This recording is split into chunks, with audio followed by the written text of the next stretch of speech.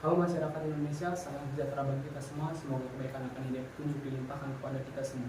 Di sini saya berdiri secara independen, tidak mewakili paslon manapun dan juga bukan bagian dari tim pemenangan. Mungkin kalian akan bertanya, mengapa saya ingin membantu membersihkan nama Bapak Prabowo? Tidak lain dan tidak bukan adalah karena saya bermimpi bahwasanya Bapak Prabowo itu membawa perubahan yang baik untuk bangsa ini. Dan saya ingin membantunya lewat anugerah hikmah yang telah Allah berikan kepada saya. Baik, karena opini negatif yang ditujukan kepada Bapak Prabowo mengikuti jejak opini publik negatif yang ditujukan kepada Bapak Jokowi, maka saya akan membersihkan nama beliau-beliau semua.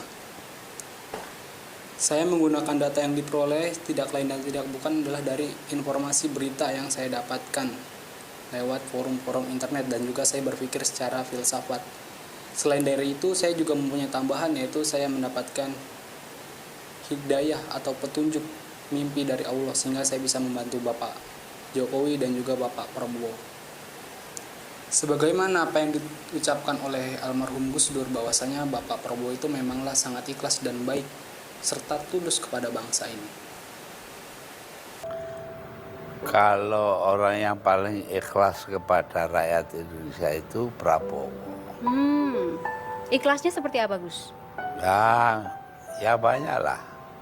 Yang dia bikin itu menunjukkan betapa dia ikhlas betul kepada rakyat Indonesia. Itulah sebabnya beliau berintegrasi kepada Bapak Jokowi, yaitu tidak lain dan tidak bukan adalah untuk memajukan bangsa ini lewat estafet kepemimpinan yang telah Bapak Jokowi lakukan. Sebagaimana apa yang dinarasikan juga oleh almarhum Gus Dur, bahwasanya Bapak Jokowi itu memanglah orang baik. Bahkan almarhum Gus Dur menarasikan atau meramalkan bahwa saking baiknya Bapak Jokowi, beliau akan menjadi presiden.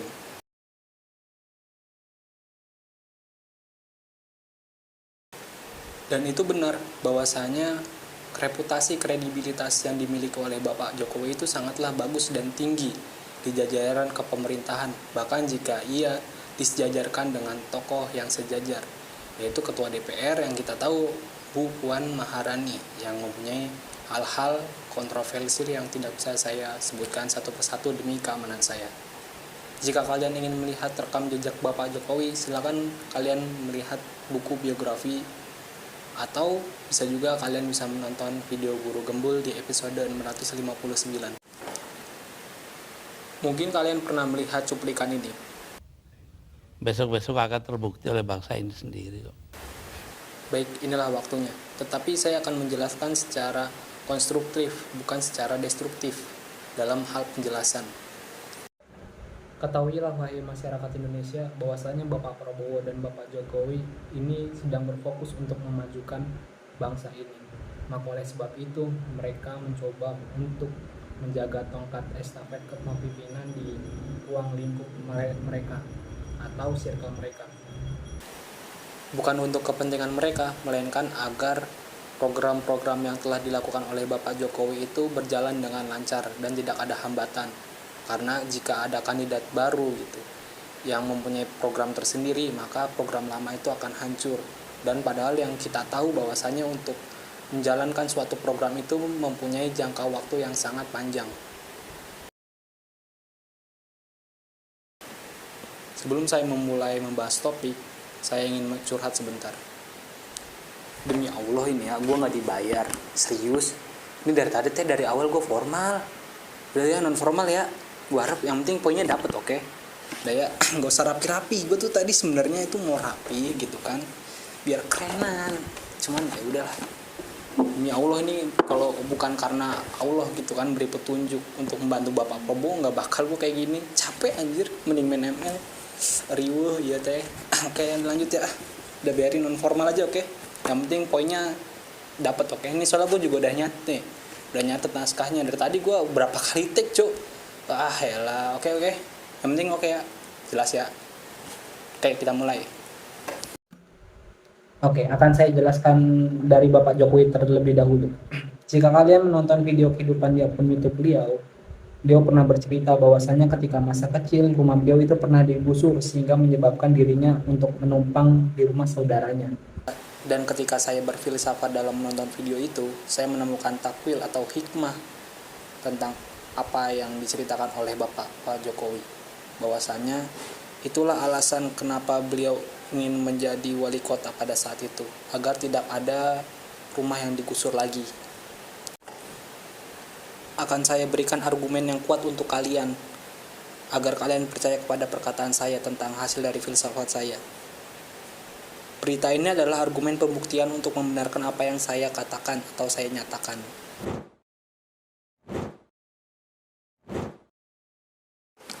Bagaimana? Itulah takwil kenapa Pak Jokowi bisa menjadi presiden sebagaimana apa yang diramalkan oleh almarhum Gus Dur. Yaitu beliau menyatakan, almarhum Gus Dur, siapapun yang dikehendaki oleh rakyat, termasuk Bapak Jokowi ini, kalau jadi wali kota yang bagus, kalau juga bisa menjadi presiden. Nah, itu kan benar kan, jadi presiden. Dan itulah bukti bahwasanya Pak Jokowi itu memang orang-orang yang baik, yang ketika yang ini yang nulis siapa sih cuy? Serius deh, tulisannya jelek banget. Kan lu bang yang nulis bang. Oh iya, lupa. Apa ya ini? Bentar guys. Tomorrow. Dan itulah bukti bahwasanya Pak Jokowi adalah memang benar-benar orang yang baik, yang ingin mencapai kekuasaan tertinggi untuk bisa membantu masyarakat. Dan bukti yang lain adalah ketika kasus di Lampung, yaitu jalanan jelek ya, pasti ini kalian tahu lah kan, viral, Pak Jokowi datang gitu kan, sehingga mempercepat adanya perbaikan jalan.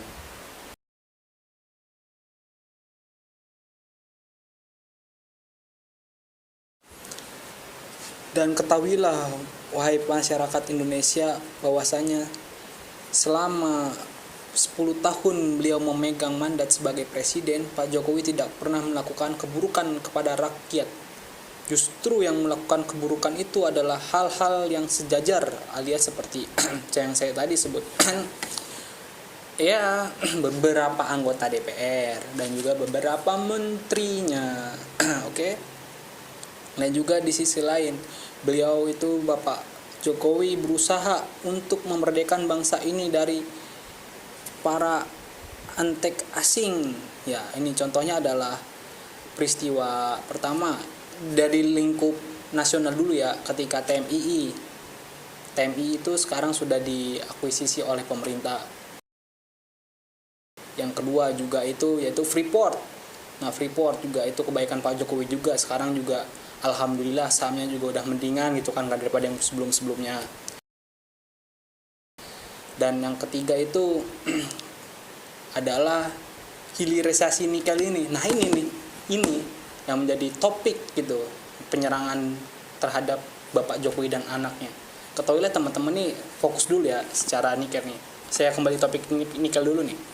Nikel itu adalah sesuatu barang mentah gitu untuk di Indonesia, makanya nilai jualnya rendah. Nah, Pak Jokowi itu ingin nilai jualnya tinggi. Maka oleh sebab itu kalian masyarakat Indonesia kalau diajak gitu kan merdeka, itu harus mau. Tahu gak nih, saya beri contoh analogi. Tahu Anda Brunei Darussalam itu hanya komoditasnya cuma minyak bumi dong loh. SDA-nya cuma 2, minyak bumi sama satu lagi apa gitu. Pokoknya minyak bumi itu dihilirisasi sama mereka sehingga menjadi negara ya bisa dikatakan maju gitu. Bahkan rajanya itu termasuk juga jajaran terkaya di negara dunia gitu. Padahal cuma SDA-nya cuma 2 doang loh. Kita bangsa Indonesia cuy banyak. Selain dari nikel itu juga, Pak Jokowi itu niatnya baik gitu. Kenapa kita mau menghentikan hilirisasi ini? Sebenarnya saya pengen membuka topik baru ya untuk hilirisasi nikel ini. Soalnya saya menjelaskan secara kompleks nanti ini di lain konten, oke? Saya fokus ke Pak Jokowi dulu ini, oke? Oke, kembali ke topik. Yaitu, selain daripada Bapak Jokowi ini ingin memerdekakan bangsa Indonesia, di sisi lain secara internal Pak Jokowi juga berusaha untuk membuka catur baru agar bisa terus berbuat baik kepada masyarakat, yaitu dengan membuat PSI. Nah, ini tolong PSI gitu klarifikasi ya. Saya udah tulis nih ya. Saya udah berfilsafat, saya sudah nyari data kemana kesini ke dan kemari gitu kan. Jadi tolong klarifikasi bahwasannya perkataan saya ini benar bahwa Bapak Jokowi adalah bagian dari PSI. Dan oke, mungkin kalian nih yang belum atau sudah tahu mengenai PSI, memang tidak secara eksplisit bahwa PSI merupakan bagian dari Jokowi, tetapi dengan hasil hipotesa yang saya dapatkan dari pikiran filsafat saya, Saya yakin bahwa PSI tersebut merupakan alat kendaraan Pak Jokowi agar bisa terus membantu masyarakat lewat parpol yang menjadi tunggangan lembaga pemerintah. Karena seperti yang kita tahu bahwasanya partai politik sangatlah penting dalam menjadi media komunikasi antar lembaga pemerintah. Dan tentu saja argumen yang saya berikan bukan hanya sekedar hipotesia belaka. Saya juga mempunyai argumen yang kuat untuk pembuktiannya. Kalian tahu tentang ini? Tapi Pak Tani terus merawat mawar kesayangannya. Batangnya terus diinjak kerbau yang besar.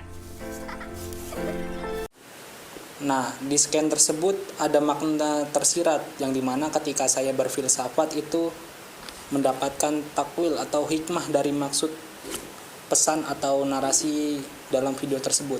Maksudnya adalah Pak Jokowi atau Pak Tani itu, beliau bukanlah lagi satu haluan dengan partai kerbau. Apa scan? Bukan partai kerbau, karena beliau sudah secara independensi penuh terhadap tunggangan partai politiknya sendiri. Dan mungkin kalian akan bertanya, kenapa Pak Jokowi secara tidak terang-terangan dalam memproklamirkan PSI sebagai partai dirinya. Dan saya mendapatkan hikmah atau takwil alasannya, yaitu adalah karena beliau sudah tahu betul tentang ruang lingkup partai yang sebelumnya, sehingga beliau tidak mau PSI dijadikan koalisi. Dan alasan lain beliau membentuk PSI adalah untuk menjelaskan kepada masyarakat bahwasanya beliau bukan boneka partai. Tentu saja saya memiliki argumen tentang idealisme Pak Jokowi. Tolong dong, undang-undang perampasan aset dijalanin. Republik di sini ini gampang Pak Senayan nih. Lobbynya jangan di sini Pak. Ini Korea ini semua menurut bosnya masing-masing. Loh, saya terang-terangan ini. Gitu loh. Mungkin perampasan aset bisa, tapi harus bicara dengan para ketum partai. Dulu. Kalau di sini nggak bisa. Ini adalah konstitusi partai. Sampai tingkat presiden yang datang dari kita, itu adalah petugas partai. Nah, di footage tersebut dijelaskan bahwasanya setiap anggota partai manapun itu selalu tunduk dan patuh terhadap ketua umum partai masing-masing. Maka oleh sebab itu ini saya carilah presiden yang tidak terikat oleh partai manapun. Oke. Dan pilihlah partai dari presiden yang merdeka karena itu berarti mempunyai kepentingan untuk masyarakat, karena dia ya pokoknya itulah. Baik, oke, lanjut kepada topik. Nah, bahwasanya dan adapun Pak Jokowi tahu tentang sisi tersebut sehingga beliau membuat partai politik sendiri. Adapun penegasan argumen bahwa Pak Jokowi memang secara keras kepala terhadap idealismenya adalah sebagai berikut. Tapi Pak Jokowi kan Anda bilang juga Korea. Kenapa beliau nggak tegak lurus sama Bu Mega? Koreanya 100%, kita Korea 80%. Pak Jokowi punya nyali nggak? Oh, sangat bernyali. Gimana Pak Jokowi? Anda memang percaya 9 tahun, 10 tahun yang lalu, 12 tahun yang lalu Pak Jokowi jadi presiden? Saya percayalah. Kalau sampean kenal, beliau punya nyali. Dan jadi loh. Dan dicintai rakyat, lu mau ngomong apa? Itulah kekuatan Korea. Luar biasa. Itulah alasan kenapa Mas Kaisang bisa menjadi ketua umum secara cepat dan membuktikan bahwa PSI adalah bagian dari Bapak Jokowi. Kayak kecidukan ente, PSI jujur saja ngaku ya, oke?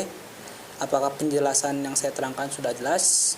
Saya harap penjelasan saya menjadi sebuah opini yang baik bagi beliau, terutama Pak Jokowi dan para keluarganya beliau, yaitu Mas Gibran, Mas Kaisang, ya pokoknya semoga bersifat positif. Sebelum saya memulai untuk membantu membersihkan nama Bapak Prabowo, saya ingin bertanya kepada kalian, para pihak oposisi Bapak Prabowo. Sebenarnya apa sih yang kalian benci dari Bapak Prabowo? Apakah kepribadiannya, atau sifatnya, atau orangnya? Jika kalian membenci pribadinya, saya berlepas diri kepada kalian. Tetapi jika kalian membenci karena opini negatif yang dilontarkan kepada beliau, saya akan menjelaskannya kepada kalian. Jadi dengarkanlah, oke?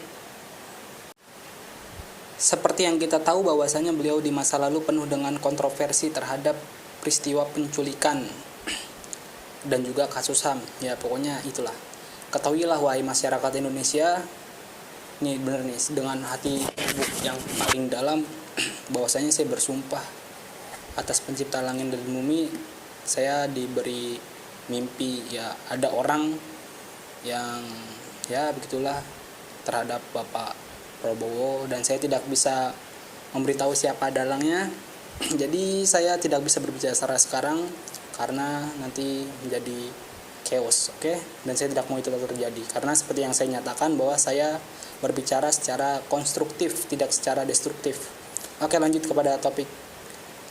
Jadi saya saat ini berfokus kepada seperti yang kita tahu bahwasanya jika kalian berada di ruang lingkup dinas militer, perintah atasan adalah mutlak dalam segala-galanya. Nih saya beri contoh tentang analogi Bapak Prabowo dengan kasus yang belum lama ini, yaitu kasus Verdi Sambo.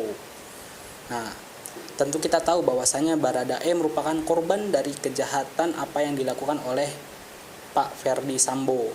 Memang tidak bisa dibenarkan tentang penembakan apa yang dilakukan oleh Baradae, tetapi kita juga harus melihat konteks dalam poin SOP tupoksi pada abdi negara. Dan ketahuilah Bapak Prabowo pun juga sama kejadiannya seperti itu. Beliau itu saat itu masih pangkatnya belum tinggi, belum memegang pangkat yang paling tertinggi, ya pokoknya itulah. Jadi masih perwira menengah pamen, belum perwira tinggi yang memegang wewenang.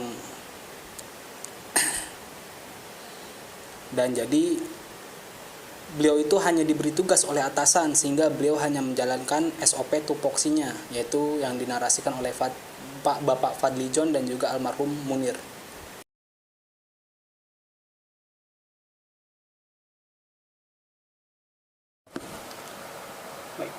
Seperti yang saya jelaskan pada awal pembahasan, bahwasanya Pak Jokowi adalah seorang yang keras kepala terhadap idealismenya. Ia menggunakan cara apapun untuk menjalankan kebaikannya. Bahkan ia rela kehilangan citra positifnya karena dituduh melanggar konstitusi dan melakukan politik dinasti. Saya akan memberikan pencerahan kepada kalian tentang apa yang kalian perselisihkan itu. Ketahuilah masyarakat Indonesia bahwasanya Pak Jokowi itu bukanlah orang yang pelanggar etika, karena pada syarat calon presiden dan wakil presiden Undang-Undang tahun 2003 pasal 23 di poin Q menjelaskan bahwasanya berusia sekurang-kurangnya 35 tahun.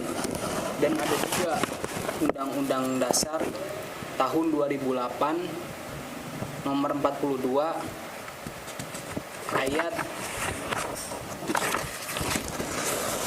bahwasanya berusia sekurang-kurangnya 35 tahun untuk menjadi presiden dan wakil presiden. Jadi sebenarnya Pak Jokowi itu tidak melanggar konstitusi, karena di pasal sebelumnya itu udah ada. Analoginya seperti ini loh. Jika misal katakanlah sekarang kan 40 kan, tahun 2020 yang di itu 40 tahun. Nah, katakanlah sebelum pasal tersebut atau pasal 40 itu disahkan, yaitu masih pasal 35, apakah kita akan menuduh Bapak Jokowi itu melakukan politik dinasti atau pelanggar etika, yaitu tentang MK? Kan nggak mungkin gitu, paham nggak? Karena di pasal sebelumnya itu umurnya 35, sedangkan Pak Jokowi ya atau Bapak Anwar Usman itu beliau hanya ya melakukan, memang sudah undang-undang dasarnya itu 35 tahun. Cuman mungkin karena fenomena Bapak Jokowi yang turun tangan dalam kegiatan politik, sampai-sampai beliau dituduh gitu melakukan penudingan atas dasar politik dinasti. Dan itu salah, oke, penjelasan. Jadi untuk kalian ini yang menuduh Bapak Jokowi atau Mas Gibran melakukan politik dinasti dan pelanggar etika, apalagi kita tahu bahwasannya Mas Gibran itu dinarasikan sebagai anak haram konstitusi, itu tidaklah benar. Kenapa? Saya sudah menjelaskan bahwasanya undang-undang sebelumnya itu adalah berusia sekurang-kurangnya 35 tahun. Sedangkan pasal terbaru yang dicetuskan oleh atau difinalkan oleh Bapak Anwar Usman itu tidak berbenturan gitu dengan pasal sebelumnya, karena sebelumnya juga udah 35 tahun. Dan ketahuilah masyarakat Indonesia, banyak kok tokoh muda pemimpin di dunia atau di Indonesia ini yang menjadi leadership yang bagus gitu. Salah satunya adalah yang kita tahu di Indonesia sendiri ada Muhammad Nasir, yang ketika muda itu beliau sangat berprestasi, bahkan saya tidak bisa speechless saya nih tadi sampai menjelaskannya. Selain dari Muhammad Nasir ada juga Pak Sudirman, almarhum Jenderal Besar Sudirman. Bayangin, umurnya masih muda loh, sekitar 30-an. Beliau mati muda, beliau juga melakukan jadi sebagai panglima presiden termuda di Indonesia, pangkat bintang 5 lagi. Tuh, dua tokoh tersebut di Indonesia yang paling muda gitu, yang dimana mempunyai jasa yang besar kepada bangsa ini. Ada juga tokoh-tokoh lain, apakah di umur di bawah 40 itu nggak boleh sebagai pemimpin negara? Kata siapa? Tolong kalian berpikir nih, saya berikan secara analogi atau sejarah untuk membuktikan bahwa umur hanyalah angka, bukan sebagai dasar dalam fondasi kepemimpinan. Kita ambil belajar sejarah, yaitu tentang Muhammad Al-Fatih. Muhammad Al-Fatih itu berumur 20 tahun cuy. Bayangin, 21 tahun beliau itu memimpin negara Konstantinopel, memimpin negara Utsmani untuk menghancurkan Konstantinopel. Bayangin cuy, itu bayangin, itu adalah Muhammad Al-Fatih umur 20 tahun. Nah kita ini 20 tahun ngapain? Masih fokus main ML. Ya ampun, terus juga digibahin gitu kan, main slot apa dan lainnya. Astagfirullahaladzim, semua kita dijauhkan dari hal tersebut. Jadi umur itu hanyalah angka cuy, bukan penentu bahwa itu harus memimpin di umur 40, enggak. Ada juga, Anda tahu Alexander the Great. Alexander the Great cuy, bayangin, yang dimana di dunia barat itu beliau itu, Alexander itu sangat diagung-agungkan gitu oleh para pemimpin-pemimpin besar, baik Napoleon Bonaparte, terus juga pemimpin siapa lagi ya, lupa saya. Pokoknya ya ada gitulah, yang dimana Alexander the Great itu sebagai panutan beberapa tokoh dunia besar. Dan jika saya jelaskan secara kompleks di sini akan menambah durasinya karena keluar dari topik. Oke, balik lagi, lanjut kepada topik. Dan saya juga mempunyai hipotesa bahwa sebenarnya Pak Jokowi dan Pak Prabowo itu masih satu naungan di bawah almarhum Gus Dur secara tidak langsung, karena sebelum almarhum Gus Dur meninggal, almarhum memberikan kode kepada bangsa ini yang tadi saya sudah sebutkan bahwasanya tentang pencalonan presiden Bapak Jokowi, yaitu sebagai wali kota yang bagus, dan juga Bapak Prabowo yang akan menjadi presiden di usia tua. Ya semoga Bapak Prabowo saat ini atau tahun 2024 sampai jabatan selesai menjadi Bapak Presiden ke-8. Oke, saya mendukung Bapak, insya Allah. Saya akan membantu Bapak dari apa anugerah hikmah yang telah Allah berikan kepada saya. Oke, lanjut lagi. Dan maka oleh sebab itulah kenapa Bapak Prabowo mau berkoalisi terhadap Bapak Jokowi. Tidak lain dan tidak bukan adalah untuk meneruskan apa yang telah dijuangkan oleh Bapak Jokowi. Makanya tidak heran bahwasanya dalam setiap pemaparan visi Bapak Prabowo selalu mengatakan, saya akan melanjutkan dan meneruskan apa yang telah diprogramkan oleh Bapak Jokowi.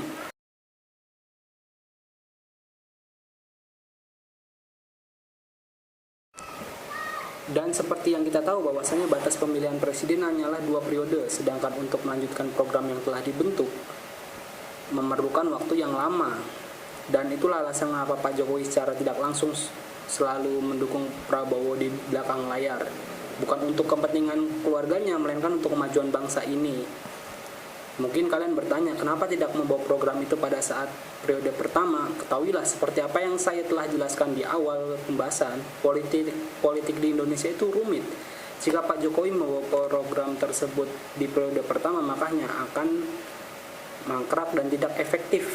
Karena seperti yang saya jelaskan lagi di awal, pejabat yang masih di bawah naungan partai politik tertentu hanya akan menjadi boneka, karena mereka terbatas dalam melakukan aksinya, yaitu persetujuan DPR, terus juga adanya tupoksi dari parpol dan lain sebagainya. Oleh sebab itu, Pak Jokowi secara tidak langsung membuat dan mengasuh PSI untuk menuntaskan ambisi dalam idealismenya. Dan mungkin kalian akan bertanya, kenapa Bapak Prabowo dipasangkan dengan Pak Gibran, Mas Gibran? Ketahuilah, saya tegaskan sekali lagi bahwasanya politik dalam bernegara itu rumit, perlu banyak pertimbangan dalam mengatur strategi. Saya akan terangkan kepada kalian tentang apa yang kalian tuduhkan kepada Mas Gibran. Ketahuilah, Mas Gibran menjadi cawapres bukan karena ingin memegang tabuk kekuasaan, melainkan hanya untuk melanjutkan program kebaikan yang telah ayahnya lakukan. Apakah Presiden nantinya akan secara literally, verbatim atau terang benderang mengatakan dukungan pada salah satu calon presiden? Dan dijawab tidak mungkin. Tidak tahu, ditunggu saja. Nggak tahu ya? Anaknya juga nggak tahu ini? Ditunggu saja, momen yang pas. Tapi menurut Mas Gibran berbahaya nggak seorang presiden secara terang benderang mendukung salah satu calon presiden? Ya bukan masalah berbahaya atau tidak. Beliau kan juga ingin memastikan program-programnya berkelanjutan. Dan mungkin Anda bertanya, kenapa harus Mas Gibran bukan yang lainnya dalam menjadi kontestan atau cawapres Bapak Prabowo?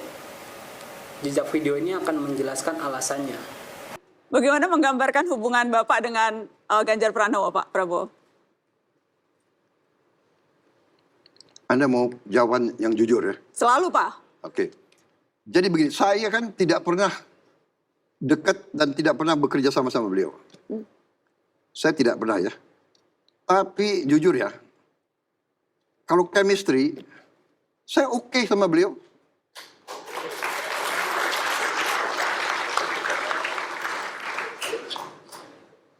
Orangnya, apa ya, orangnya easy to get along with. Saya oke, saya bisa bergaul sama beliau. Dan ya, saya kira dia orang yang baik, hati yang baik, niatnya baik. Pak Prabowo. Tadinya aku berharap sebetulnya saya bersama beliau tadinya. Itulah alasan kenapa Pak Jokowi mencalonkan Mas Gibran lewat Golkar untuk menjadi pasangan Bapak Prabowo. Tidak lain dan tidak bukan adalah untuk mencari suara di wilayah Jawa, karena Jawa adalah kunci. Ya begitu. Di Jawa. Karena seperti yang kita tahu bahwasanya Pak Jokowi pernah mengkampanyekan Pak Ganjar secara tidak langsung. Ini dia videonya. Pemimpin yang mikirin rakyat itu kelihatan dari penampilannya, dari kerutan di wajahnya.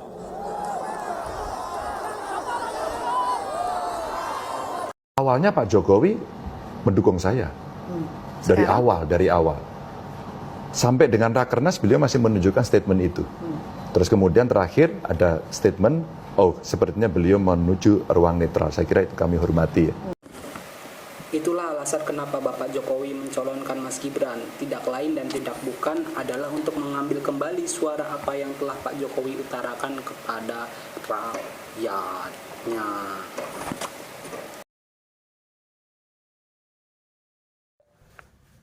Sebenarnya saya ingin melanjutkan kontennya dengan Gagalnya Food Estate karena saya mempunyai petunjuk dari Allah Subhanahu wa Ta'ala tentang Gagalnya Food Estate tersebut. Ya mungkin kontennya di next time, oke? Karena bentar lagi itu masa tenang, jadi saya tidak bisa secara eksplisit untuk menunjukkan atau menjelaskannya, oke? Baik masyarakat Indonesia, itulah takwil tentang apa yang kalian perselisihkan. Semoga dari apa yang saya jelaskan lagi membuka pencerahan bagi kalian. Dan ketahuilah, saya tegaskan sekali lagi, saya berdiri secara independen tanpa ada intervensi manapun. Saya murni karena diberi petunjuk oleh Allah Subhanahu wa Ta'ala untuk membantu Bapak Prabowo dan juga Pak Jokowi.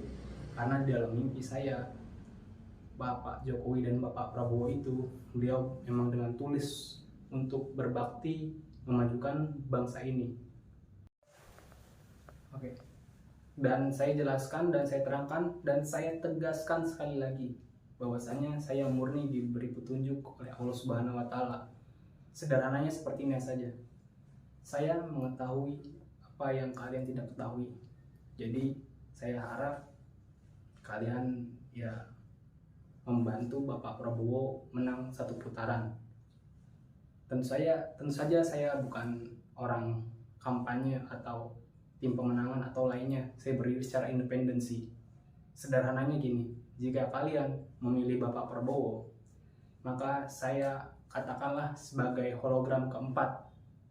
Jika visi misi dari Bapak Prabowo atau Pak Jokowi programnya itu gagal, maka saya siap bertanggung jawab untuk merealisasikan program saya. Karena saya juga mempunyai program yang sebenarnya itu saya tujukan pada saya masa tua nanti, cuman karena Allah memberi petunjuk masa sekarang, ya mungkin saatnya sekarang adalah waktu yang tepat. Dan mungkin kalian juga ingat atau lupa bahwasanya saat ini tahun 2024 bertepatan dengan tahun runtuhnya 100 tahun Turki Utsmani. Ya mungkin saya tidak bisa menjelaskan secara kompleks karena itu hanya akan membuat kalian lebih jenuh. Oke, next time video aja, oke? Saya akan memberikan hikmah, insya Allah. Sekian, terima kasih.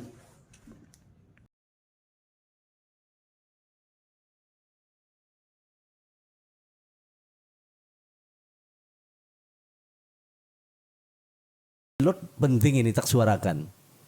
Siapapun calon di antara 2024, yang pertama, ya dari daftar-daftar itu, kalau dalam hal ini tidak bersih dari korupsi, mundur.